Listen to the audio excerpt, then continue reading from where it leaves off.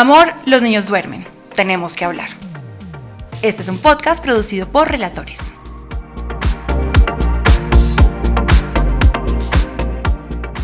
Hola a todos y bienvenidos de nuevo aquí a Amor, los niños duermen. ¿Cómo estás hoy? ¿Listo para hablar de temas profundos? Muy profundos. Profundos, pero con cositas que ustedes no saben, porque a mí siempre me encanta traerles cuentos, pues que ustedes dirán, ella a qué horas pasó por todo esto.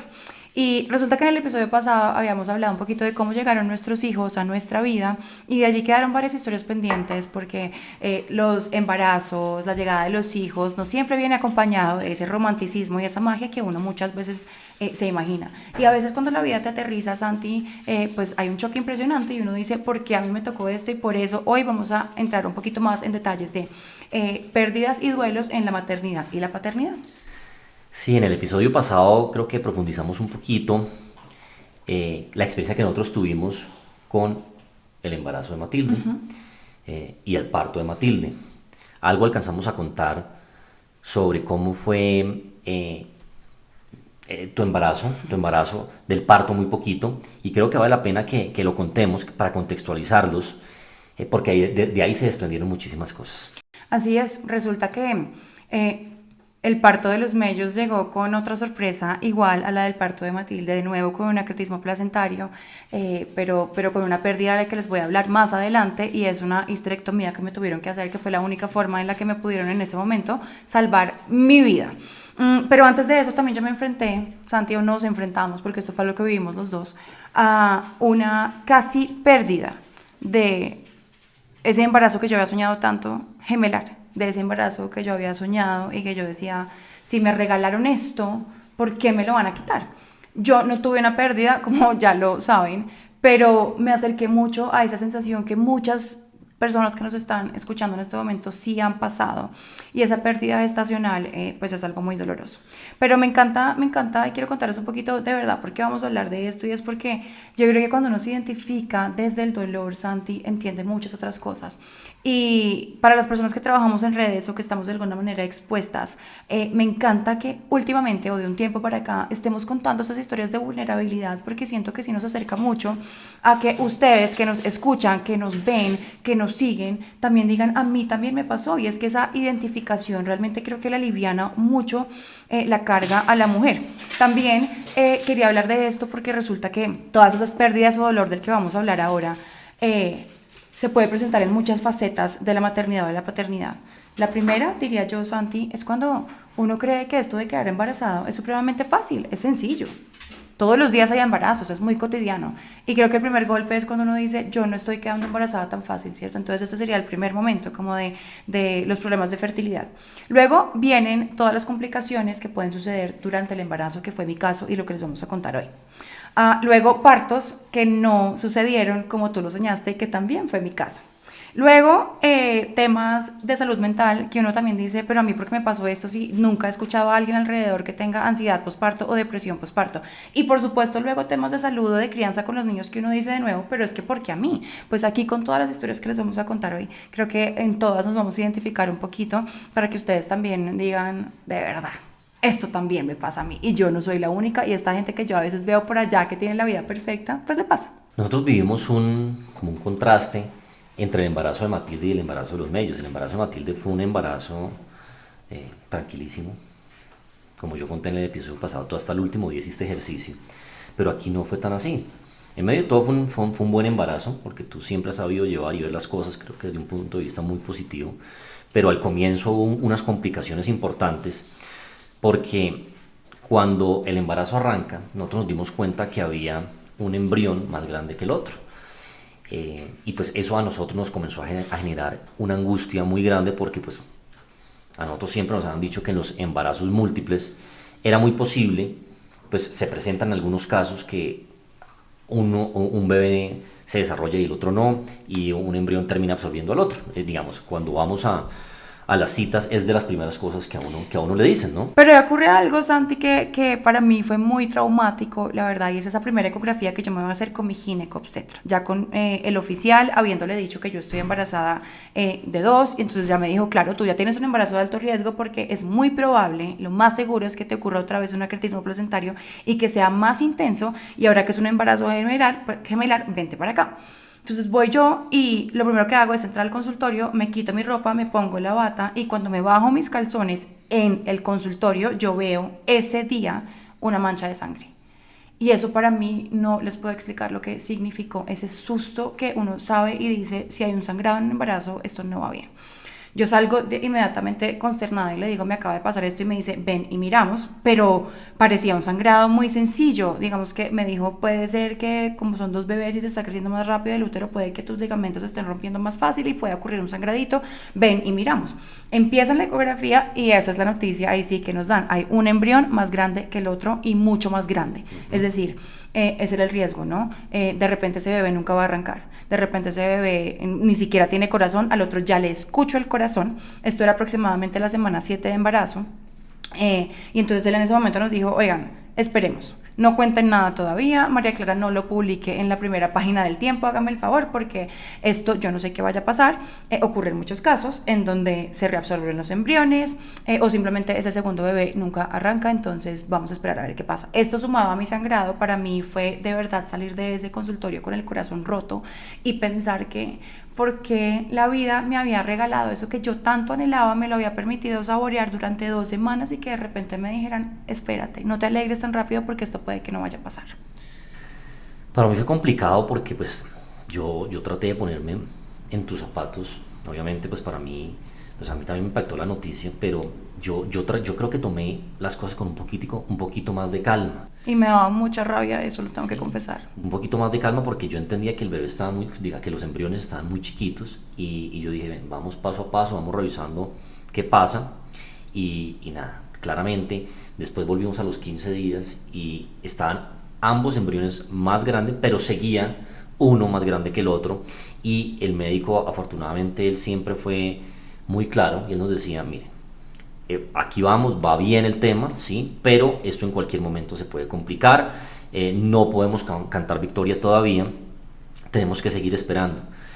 Y así durante un tiempo, y ese tiempo, sabes, para mí fue un tiempo muy complicado, pues nosotros, tal vez lo hemos dicho en algunas oportunidades, nosotros somos muy creyentes en Dios, pero nosotros creo que vivimos la espiritualidad desde puntos de vista a veces un poco distintos. Yo siempre puse esta situación en manos de Dios, tú también, pero a mí me comenzó a preocupar porque yo te veía que para ti solo podía haber un resultado posible y era que los 2 bebés iban a salir adelante. Yo siempre tuve claro que era posible que ese bebé que venía un poquito más retrasado no se diera por lo que estaba viendo y por lo que nos estaba informando el doctor Quijano. Igual yo siempre respeté lo que estabas viendo, lo que estabas pensando. Tú comenzaste en un proceso de como muy, muy cercano a Dios, comenzaste a rezar rosarios todos los días, que eso me parece muy bien, muy sano, porque pues si eso a ti te da tranquilidad, estaba bien, pero a mí lo que me preocupaba era que el resultado fuera a ser distinto a lo que estabas esperando, y yo me comencé a preocupar realmente porque dije, en la cabeza de María Clara no cabe que este bebé pronto no se vaya a dar. ¿Y qué va a pasar en ese momento? Yo dije, esta vieja, donde ese bebé no salga adelante, se va a enloquecer. Y a mí me va a tocar eventualmente abordar ese tema con ella. Me preocupaba mucho cómo lo fueras a tomar porque ya tenías tú 1000 temas en la cabeza, tenías un peso muy grande. Eso despierta, por ejemplo, mucha ansiedad. Y yo decía, venga, espérense un momentico porque pues este tema eventualmente me va a tocar hablarlo contigo. Y me tocó hacerlo en un determinado momento. Me están sudando las manos en este instante de recordar esa sensación mía de ansiedad absoluta y de pensar uno, yo qué prueba estoy pasando en este momento, que mi médico me diga, no hay nada que hacer, no hay nada que tú puedas hacer, ve a tu casa y simplemente quédate quieta, porque yo no podía pararme a hacer pipí, a bañarme, porque en cualquier parada había un nuevo sangrado. Nunca fue un sangrado abundante, que les digo yo, porque eso ya hubiera sido de verdad ya un aborto inminente, pero siempre que yo iba al baño a hacer pipí, ustedes no se imaginan mi sensación de no quiero ir al baño porque cada vez que vaya a bajarme mis calzones tengo ese miedo de mirar si hay una mancha de sangre o no, y esto yo creo que son cosas que de verdad las mujeres pues muchas hemos atravesado por esto, y esto que siente uno acá, ese miedo, esa angustia, esa impotencia, además de que es que no puedes hacer nada, no hay nada que te puedas tomar, no hay nada. Es una sensación de verdad casi que insoportable, podría decir yo, y así como lo dijiste, pues me pegué mucho a Dios, porque literalmente todo este proceso de la semana 7 a la semana 12 eran ecografías semanales, mi sufrimiento de cada vez que voy a hacer pipí, a ver si va a haber sangrado o no, de si tengo un dolor o no, sumado a una tos que tenía impresionante, que en mi cabeza era no puedo toser y me voy a aguantar esto porque en cada tosida que tengo yo se van a salir mis bebés, que es lo que yo estaba pensando, y nada tenía que ver con eso finalmente, es decir, nosotros ni siquiera conocemos cómo funciona todo esto, y luego son todas estas ideas en el imaginario que las que empiezan a dominar la cabeza.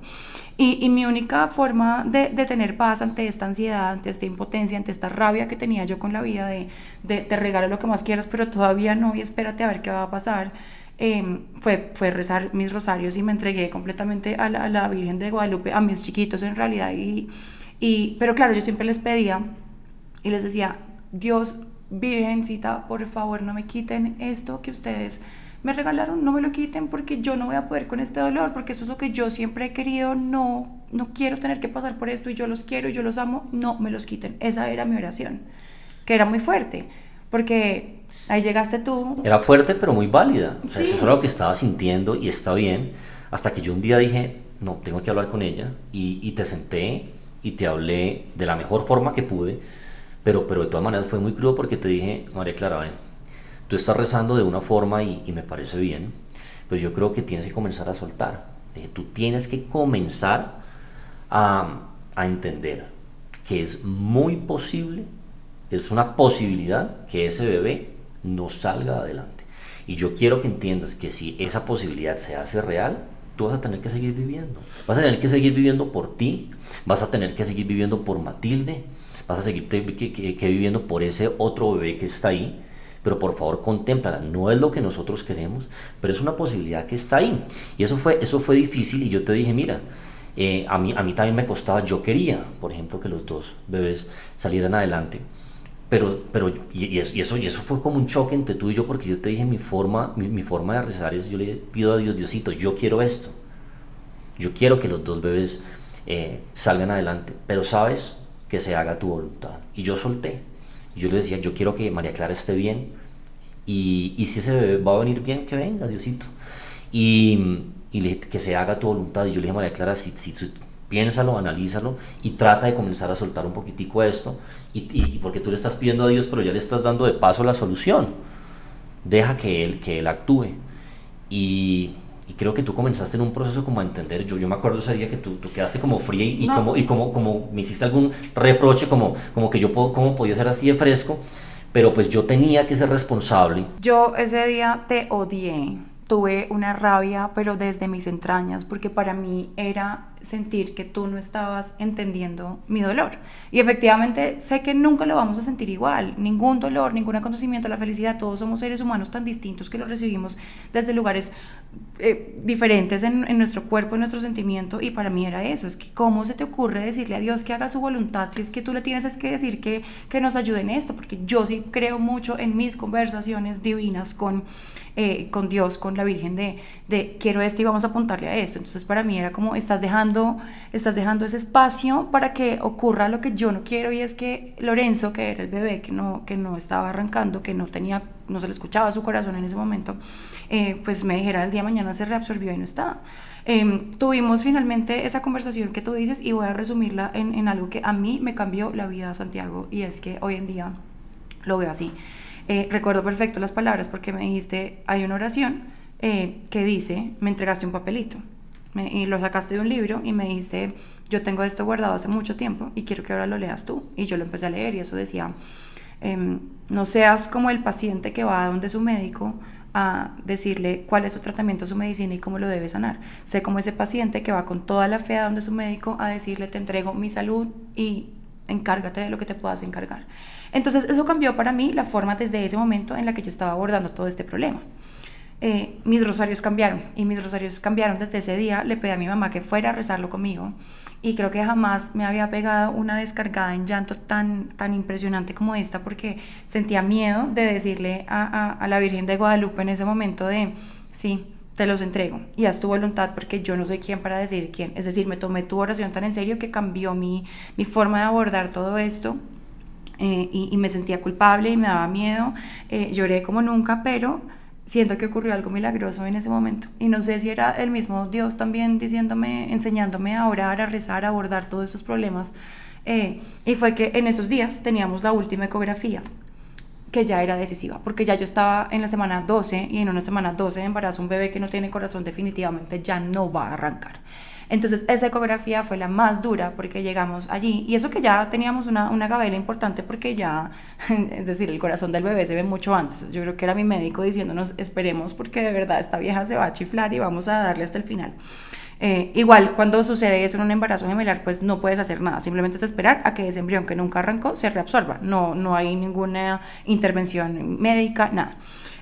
Pero esa era la decisiva y llegamos a esa ecografía con el corazón a mil, con mis manos sudándome como me están sudando en este momento.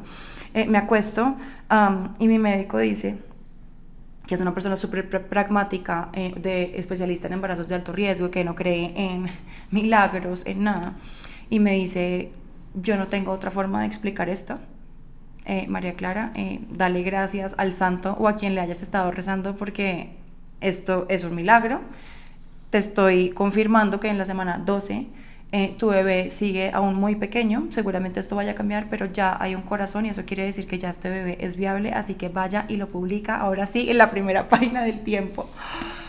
Uf, ustedes no saben cómo cambió mi vida en ese momento. Seguí teniendo un embarazo de alto riesgo, muy fuerte, Pero muy pero tranquilo, fue muy realmente. tranquilo, sí, porque era estar acostada y cuidarme porque los sangrados continuaron todo el embarazo.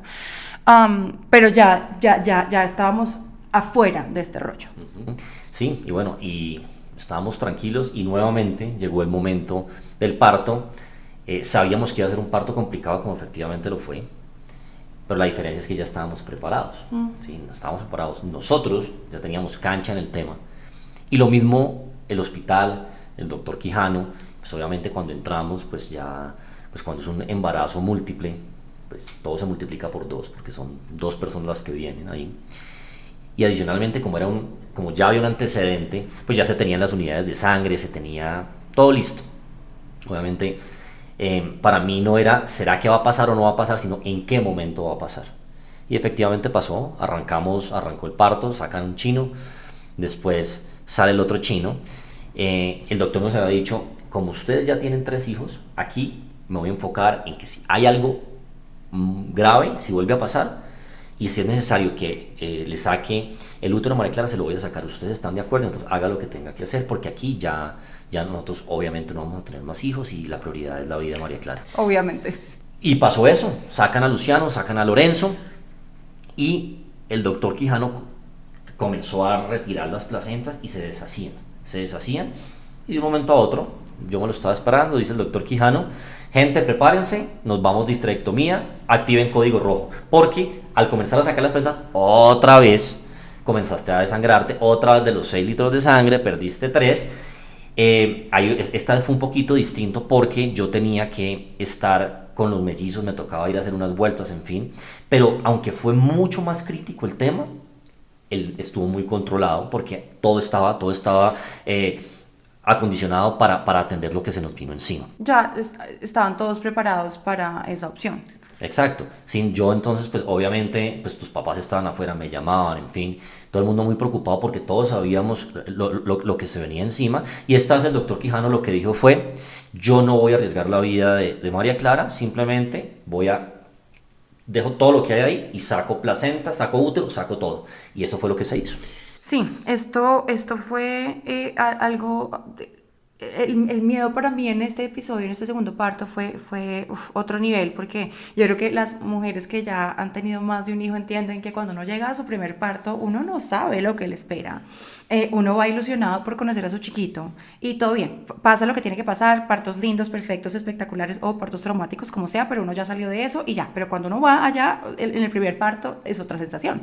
Pero cuando uno va a su segundo parto, es ya sé a lo que me voy a enfrentar, así haya sido muy lindo y soñado, pero tienes un miedo adicional y es que dejaste hace minutos a tu vida en la casa, seguramente con la abuelita o con quien te lo esté cuidando, dejarlo sabiendo que puedes enfrentarte a esto, a que algo salga mal. Y en mi caso era evidente que algo iba a salir mal, es decir, si no salía algo mal era, es decir, no, ya lo sabíamos.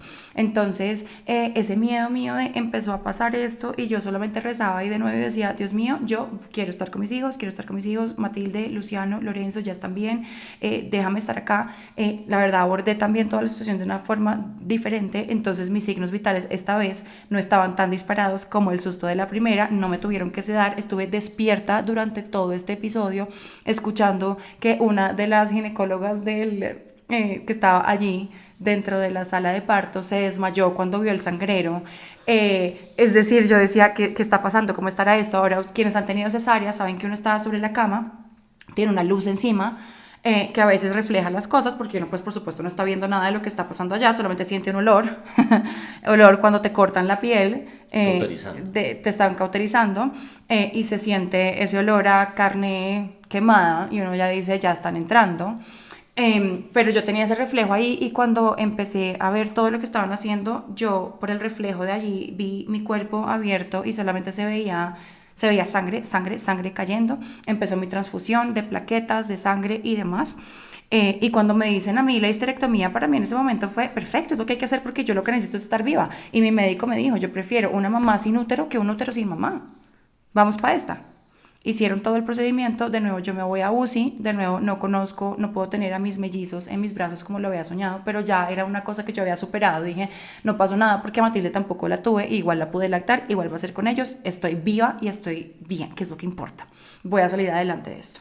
Y aquí viene la historia del segundo duelo. El primero fue el que les contábamos de una posibilidad de pérdida que al final salía adelante, pero alcanzo a sentir y conectarme con esa sensación de miedo que han tenido muchas mamás. Por supuesto, jamás voy a alcanzar a sentir que efectivamente hubo una pérdida, porque allí creo que hay un dolor mucho más grande, pero por supuesto que lo entiendo, pero me gusta mucho hablar de esos temas porque sé ese momento de miedo y angustia. Y ese segundo es la histerectomía, que yo al principio me jactaba de decir, no importa, me sacaron un órgano, porque eso es una amputación de un órgano que te quitan tu útero, que es el órgano femenino por excelencia. Pero yo decía, perfecto, me lo quitaron porque tengo que estar viva y se acabó. No recuerdo muy bien qué pasó en ese momento, pero mi sensación, Santi, es que yo nunca quise casarme con la idea de no volver a tener hijos. O sea, para mí tomar esa decisión siempre fue algo muy duro y yo no recuerdo haberla tomado consciente, es decir, que esto, no sé, tal vez por el miedo del parto en ese momento, tal vez porque sabía que era más importante en mi vida que volver a tener un hijo, pero realmente para mí siempre fue muy duro pensar que yo no podía tener hijos. Si yo nunca te vi a ti 100% convencida del tema de la ligadura, simplemente pues como ya estaba Matilde y venían unos medios, esa fue la decisión que se tomó, lo hablábamos con Fabio y él dijo, sí, lo podemos hacer en ese mismo momento y no tenemos que volver a hacer ningún tipo de intervención, pero sabes, jamás te vi 100% convencida. Sí, además porque yo siento que ese tipo de decisiones muchas veces uno lo toma presionado por su círculo cercano que dicen, o sea, ¿cómo vas a querer tener más hijos? Y es que ni siquiera solo mi círculo cercano, ya la gente decía como que ya no seas tan conchuda, María Clara. Pero ¿quiénes son? O sea, ¿quién eras tú? ¿O quién era la persona de la calle? ¿O quién era nadie para decirme a mí que yo ya tenía suficientes hijos? Eso también creo que es una cosa, una invitación a reevaluar de verdad cuántos son los hijos ideales que una familia debería tener. Yo En sí no fin, quería más, o sea, claro. el hecho, yo creo que ahí sí hubiéramos llegado, hubiéramos tenido una discusión muy profunda, porque Sí. obviamente yo no te iba a pedir que lo hicieras, o sea, en ese momento tomo la decisión, no te vi muy convencida, pero yo creo que si tú no hubieras estado de acuerdo, lo hubiera hecho yo.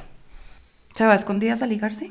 O Suficiente. sea, te hubieras ido a escondidas mías a hacerte No, no, una no, ligadura. ¿Cómo no, se no, no, llama? No ligarse, sino, no, en los hombres tiene otro término que todos deberíamos saber una y es una vasectomía. vasectomía. No, a escondidas jamás, pero ya suficiente también, o sea, creo que ya te había dado gusto ¿sí? Dios es grande y no nos llevó a, Sí, menos mal. a esa situación, porque imagínate, nuestra pelea es comunal de yo sí quiero y usted no. O sea, bueno, Dios nos salvó hasta de eso. Pero bueno, en fin, para volver a conectar aquí con esta idea importante es que cuando me quitan a mí el útero, yo me lo tomé muy folclórico también.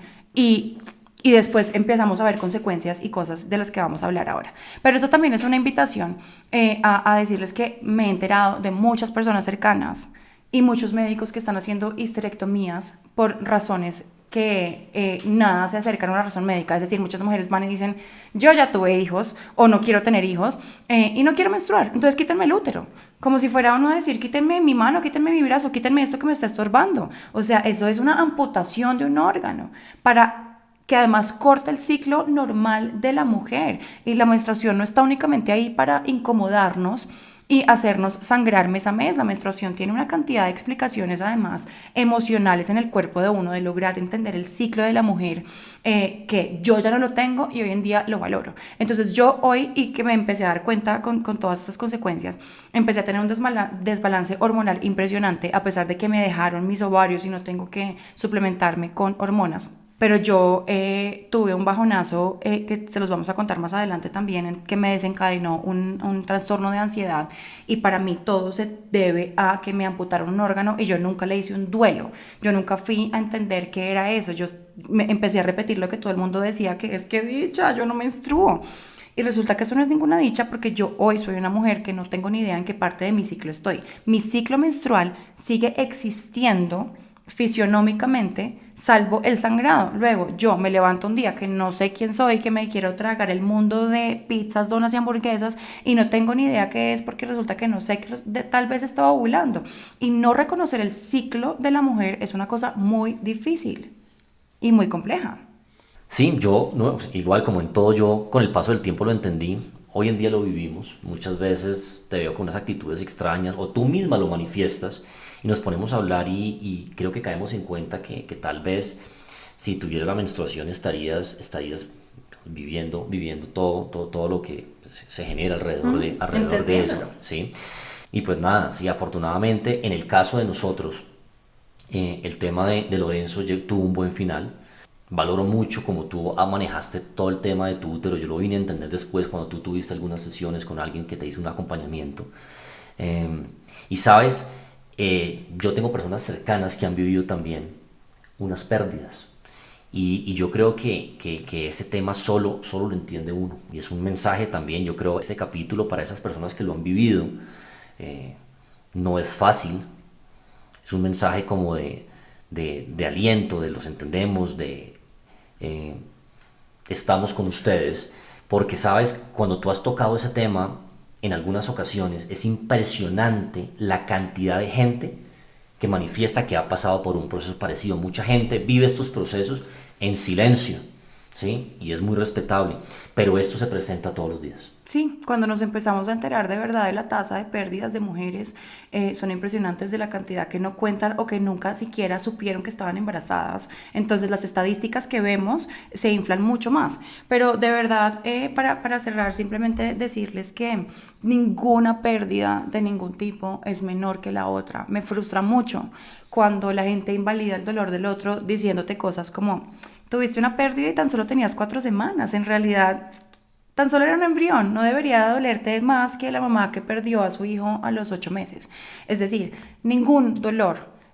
Sientan ustedes que no es tan grave, porque cada uno está viviendo un proceso que vale la pena sacar a la luz, conversarlo con su pareja, que ustedes hagan su duelo, que ustedes vayan a donde un profesional si lo necesitan para salir de esto, para entender que nada de lo que les pasa viene a la vida de uno sin un sentido, sin enseñarle algo, pero que es tan importante, así el mundo lo vea así de ínfimo y mínimo, que ustedes lo traten y que le den el valor a la pérdida de su útero, de un bebé en gestación, de lo que sea, que le den el valor y que ustedes logren entender el por qué, el para qué, y que salgan adelante siempre. Y bueno, así los dejamos con este mensajito y esperamos que se conecten a nuestro próximo episodio. Chao, chao. Esto fue Amor, los niños duermen, un podcast producido por Relatores, disponible en su plataforma favorita. Compártanlo, suscríbanse, denle like, estrellita y todo lo que quieran para que más parejas puedan escuchar esta conversación que todos deberíamos tener cuando los niños duermen.